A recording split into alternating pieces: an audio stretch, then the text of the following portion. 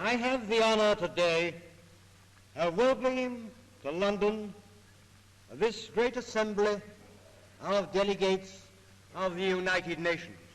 75 years ago, at Central Hall, Westminster in London, 51 founding nations came together to kick off a colossal multi-nation diplomatic effort. The first meeting of nations under an organization born from the ashes of World War II. Twice in my lifetime, a war has brought untold sorrow to mankind. Should there be a third world war, the long upward progress towards civilization may be halted for generations. In the ensuing decades, the UN averted another world war. But smaller conflicts raged, pitting member nations against each other.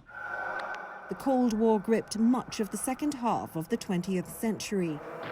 The Vietnam War was America's longest war until Afghanistan. The Israeli-Palestinian conflict is almost as old as the UN itself, and genocide did not end with the Holocaust. And today's wars against global terrorism and climate change have dominated the conversation. As conflicts divided countries and colonies gained independence, the membership of the United Nations nearly quadrupled from 51 countries in 1946 to 193 nations today. And in any normal year, the UN General Assembly Hall in New York, is where they convene to engage in diplomacy, vote on resolutions, and rage against global injustice.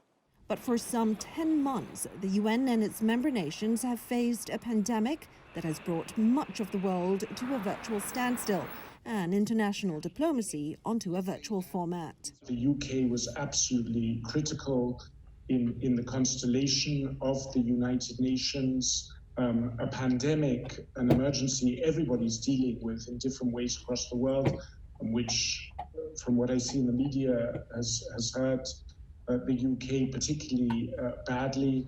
With COVID-19 cases spiking in the UK and fears about a new and more contagious strain, earlier plans to mark this UN anniversary in London will now take place online instead. It's also a defining moment for the UN. The organization has been criticized for failing to prevent and respond quickly to many of the crises of the past decades, and its brand of multilateralism has itself come under repeated fire. But in these difficult times, diplomats agree the world body is needed now more than ever to fight this threat that defies borders. Li Ling Tan, CGTN, the United Nations in New York.